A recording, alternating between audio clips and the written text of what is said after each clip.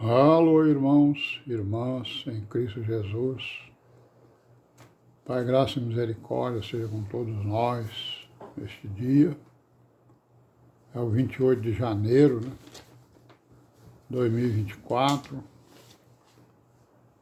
Graças a Deus, mais uma vez, ao Altíssimo, por tudo que Ele nos tem dado, nosso Pai, nosso Criador, E graças também ao Seu Filho Jesus Cristo, pelo sacrifício que Ele fez ali no madeiro, derramando seu sangue precioso para a remissão dos pecados, das iniquidades, das abominações, da maldade do homem, E estamos aqui, irmãos, todos nós, procurando a unidade de espírito,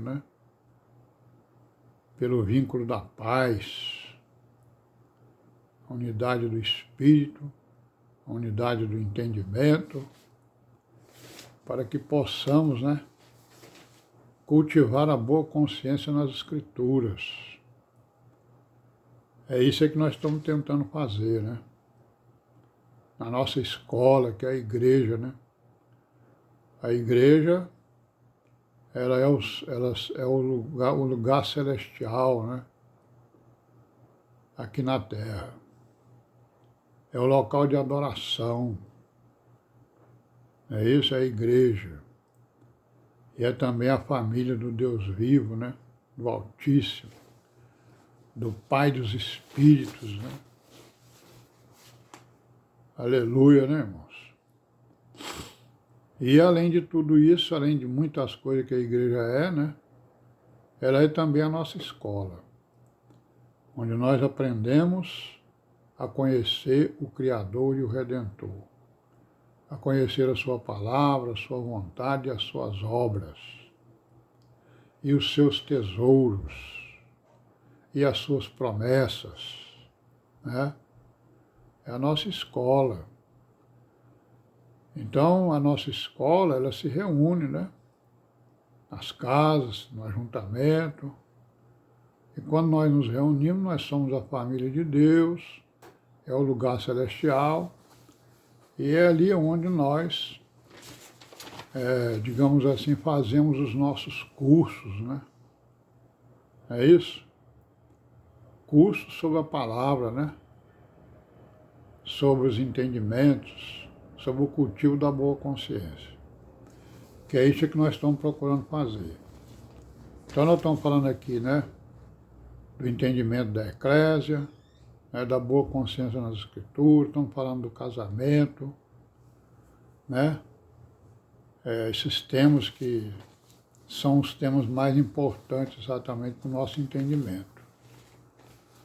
É isso aí. Por que falar do casamento? Por que falar sobre o casamento?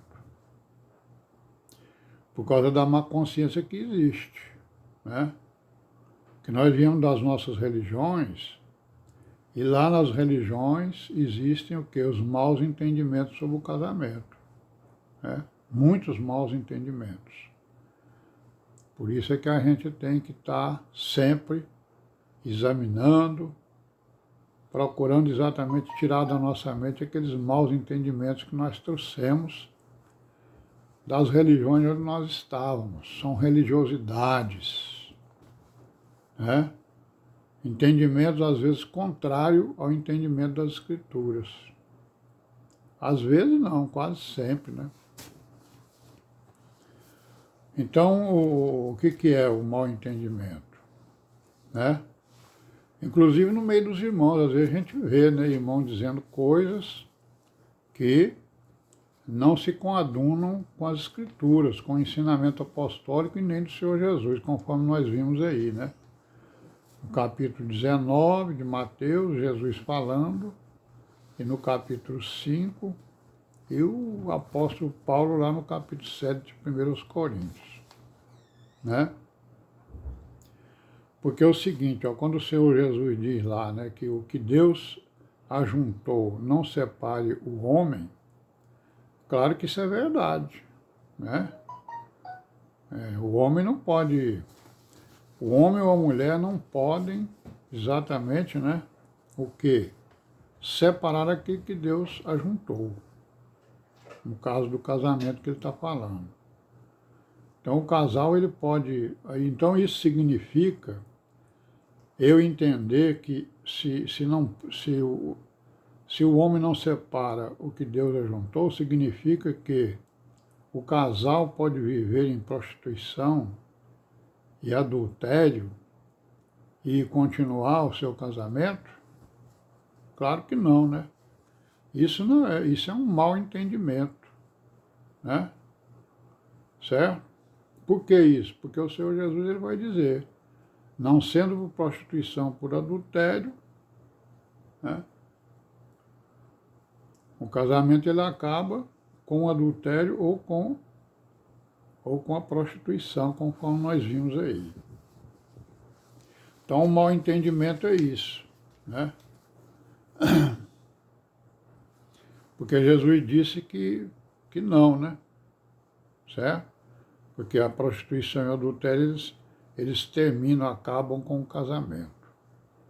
Então, o que Deus ajuntou não separe o homem, mas o adultério e a prostituição, conforme o Senhor Jesus disse, separa exatamente o casal, acaba com o casamento. Se o casal que se prostituiu ou adulterou quiser se reconciliar, se reconcilie, né? Então, isso foi exatamente o que o Senhor Jesus disse, né? Certo? E também os apóstolos, né? Que a prostituição e o adultério acabam o casamento. E, conforme eu disse, o casal pode se reconciliar. Então, o caso de alguém, né? Que se casou pela segunda vez, por exemplo, né? Porque a gente vê, inclusive no meio dos irmãos, a gente vê pessoas que dizem assim, não, o que vale é o primeiro casamento. Aí aparece um irmão que casou pela segunda vez. Ele tem 2 casamentos, o primeiro e o segundo, né? Aí alguém vai dizer, não, o que vale é o primeiro casamento, porque lá na religião é assim, né? Certo? Então o que acontece? Se um dos parceiros faleceu, né? O outro está livre para casar, né? Com quem ele quiser. Está escrito que ele casar com quem ele quiser, desde que seja no Senhor, ou seja, com uma pessoa que é livre, né? Ele não vai casar com uma pessoa casada, né? Claro, né? A pessoa que é livre. Agora, se um dos parceiros adulterou ou se prostituiu, o outro está livre para casar com quem ele quiser, desde que seja no Senhor. Ou então eles se reconciliam, né? A outra opção é essa aí, se reconciliar. Sempre, né? Uma outra má consciência, o que é? É aquilo que eu já falei. É o primeiro casamento que é o que vale. Não, depende, né? Se houve adultério ou prostituição, o casamento acabou. Para ou para os dois, ou para um dos dois, certo? E aquele que não adulterou, não se prostituiu, está livre para casar com quem ele quiser, desde que seja com uma pessoa livre, né? Certo?